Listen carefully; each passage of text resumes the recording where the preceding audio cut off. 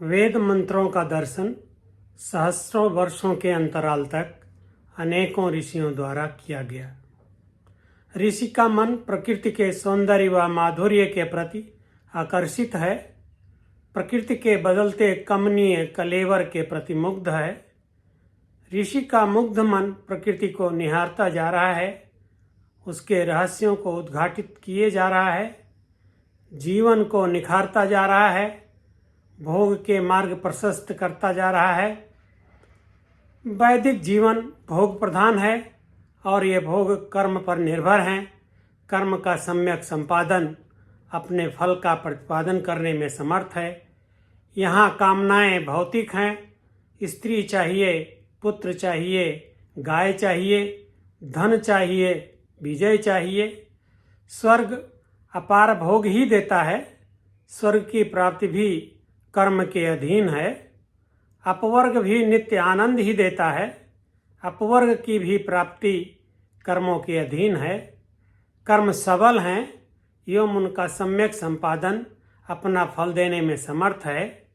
इस विचार ने अनेकों कालजयी शास्त्रों को जन्म दिया।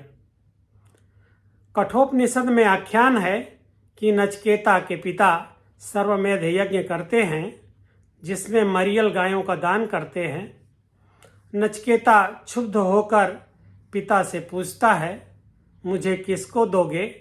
पिता बोलते हैं कि मैं तुम्हें यम को दूंगा। नचिकेता यम के पास जाकर प्रश्न पूछता है कि मरने के बाद भी आत्मा रहता है, ऐसा कुछ लोग कहते हैं। कुछ लोग कहते हैं मरने के बाद कुछ भी नहीं रहता। इन दोनों में क्या सत्य है?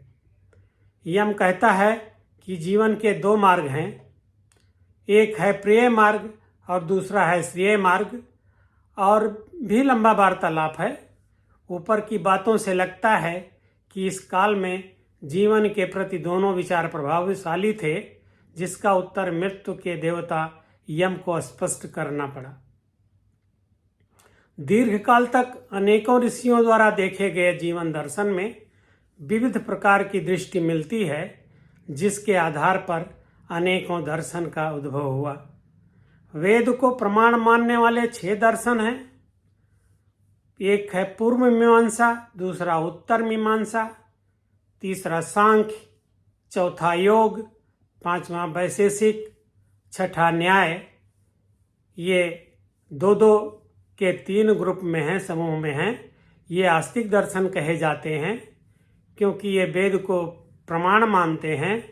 इनको हम कठोपनिषद के श्रेय मार्ग का अनुसरण करने वाला मान सकते हैं। चार्वाक दर्शन वेद के प्रिय मार्ग को अपनाता है और मानता है कि मरने के बाद पुनर्जन्म नहीं होता, इसी जीवन में सुख भोगना है, शरीर को पुष्ट करना है। दंड अर्थात कानून व्यवस्था एवं वार्ता अर्थात कृषि व वाणिज्य व्यवस्था, इसके माध्यम से समाज को व्यवस्थित करना है, अर्थोपार्जन करना है, यही धरा पर सुख भोगना है। बौद्ध एवं जैन धर्म के दर्शन वेद को प्रमाण नहीं मानते, परंतु कर्मफल, पुनर्जन्म एवं मोक्ष के सिद्धांत को मानते हैं, जिसको वहाँ निर्वाण या कैवल्य कहा गया है। जैन आत्मा को मानते हैं, सृष्टि व जीवन की अपनी व्याख्या प्रस्तुत करते हैं।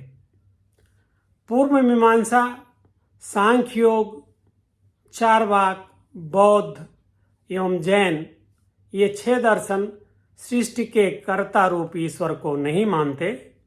शेष 3 दर्शन अर्थात उत्तर मीमांसा, वेदांत, जिसको वेदांत भी कहते हैं, वैशेषिक एवं न्याय, ये तीनों ईश्वर को सृष्टि के कर्ता के रूप में मानते हैं। न्याय दर्शन तर्क बुद्धि से शुद्ध ज्ञान ग्रहण करने की पद्धति है और वैशेषिक दर्शन से संबद्ध है।